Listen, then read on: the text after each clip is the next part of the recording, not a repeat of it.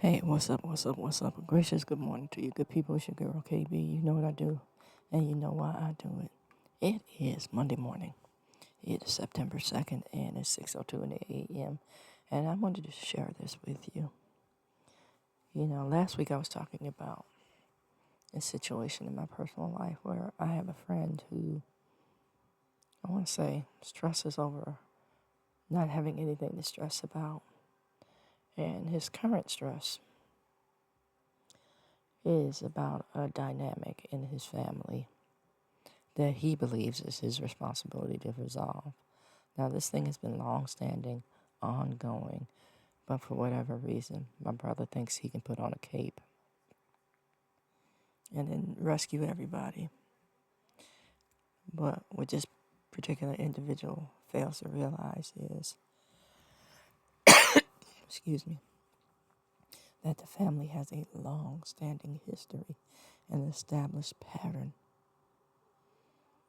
of ignoring serious things, lack of accountability. That we don't talk about brutal kind of conversations.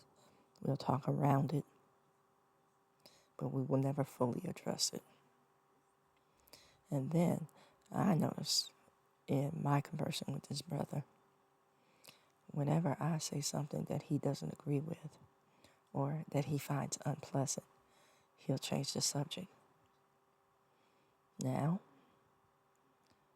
I've corrected him several times. You can't tell me what I can and can't talk about. That's your dynamic. That's not mine. Amen. Now, if you don't want to talk about it, you shouldn't have invited me into the conversation. That's who I am. That's how I roll.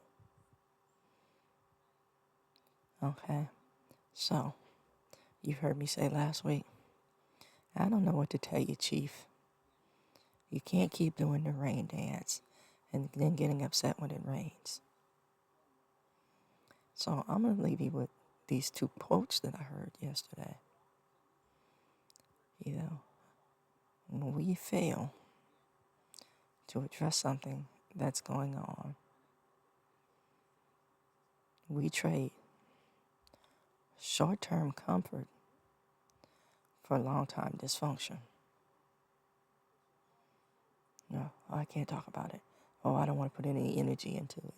Now, I've had many a person in my life who is of that mindset. So they never really talk about anything of substance, and they never get resolved, and they don't understand why they keep repeating patterns of behavior. And I want to tap them on the forehead, with when they start the I don't know and I need to figure out. I want to tap them on the forehead and say, you never dealt with it in the first place. You don't talk about anything. You talk at it.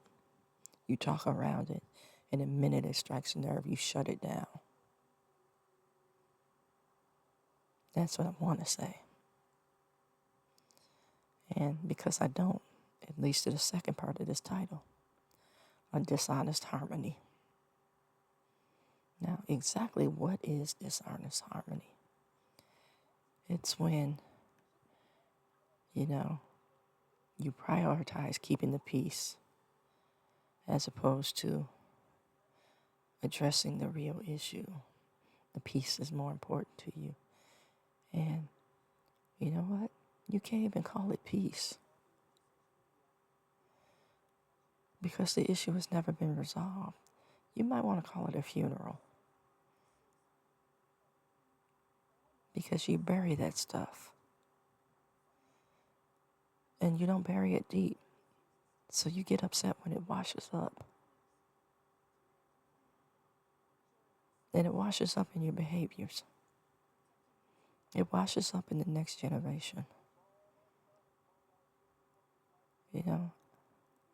I'd rather have somebody brutalize me with the truth than comfort me with a lie and keep me in my dysfunction. Amen.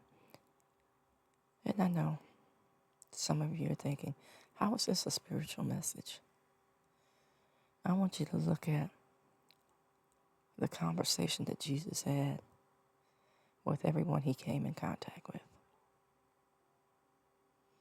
He shook some people up because he had the audacity to be honest. He had the audacity to have integrity in his speech. He had the audacity to call out deceit. He had the audacity to call out manipulation. He had the audacity to call out lies. And notice how many times I use the word audacity.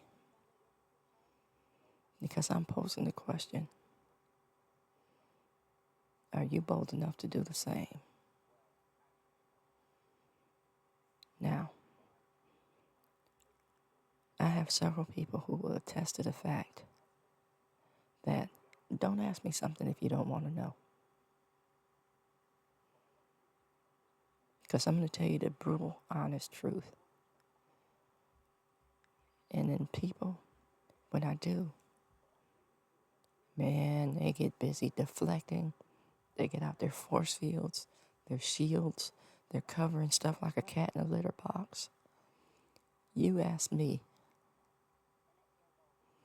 I'm observing. But you haven't asked me.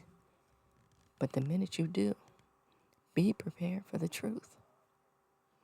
And the other thing that people refuse to admit and acknowledge, the folks in your circle often don't tell you the truth because they benefit from you staying in your madness in order to manipulate you and get what they want.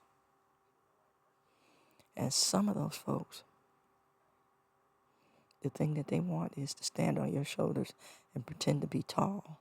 In other words, highlight your failures in order for them to feel important. I want you to think about how you get down, how you talk.